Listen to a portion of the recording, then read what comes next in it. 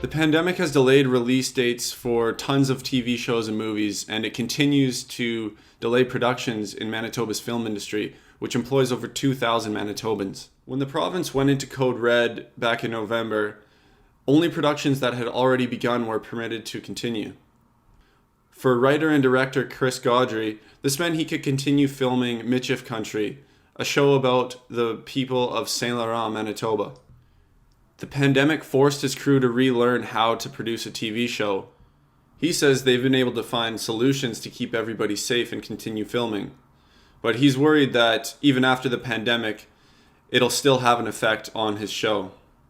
So there is no way around introducing the element of COVID as a character in our stories, regardless of whether we talk about it or not. COVID is part of our story now, whether we like it or not. And we've also now time-stamped these episodes as having taken place during COVID.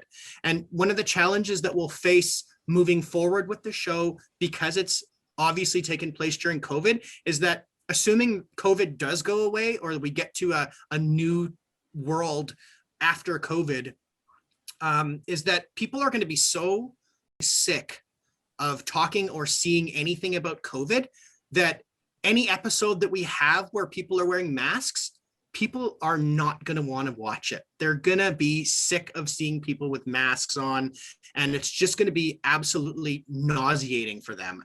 Chris said that while him and his crew have been happy to be able to work still, last summer, one of his crew ended up leaving the job over concerns of the virus. And our showrunner also happened to be extremely, I don't want to say scared, but she was extremely sensitive to the dangers and that COVID presented.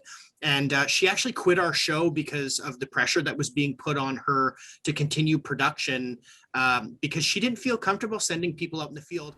David Boulet, a production coordinator with Manito Media, explained some of the changes that they've made in producing a TV show and movie. The planning needs to start probably a lot earlier, because you need to start having these conversations with people about, what are we able to do? What are people comfortable doing? What is safe for people to be able to do? And there's also this speed to it that almost feels, I think, faster in some ways, because a lot of decisions will be made sometimes in the last seconds. So you might not know until a few weeks out if you're going to be able to go and do something, whereas before you might know a few months out if you're going to be able to go do something. He also explained how his team has been handling the restrictions. There can definitely be some situations that are frustrating or different than they have been in the past, but I'm very fortunate to work with a team of people who are really proud and happy to be working where we're working on, the types of shows that we're working on. And so, problem solving, helping each other out. Everybody's always making sure that we have each other's backs. And as the pandemic continues on, people continue to, do what they can for one another and make sure that things are happening. Back in February, the province gave production companies the green light to go ahead with new productions. However, travel restrictions and the concept of COVID as a character may still continue to affect projects until the pandemic is over.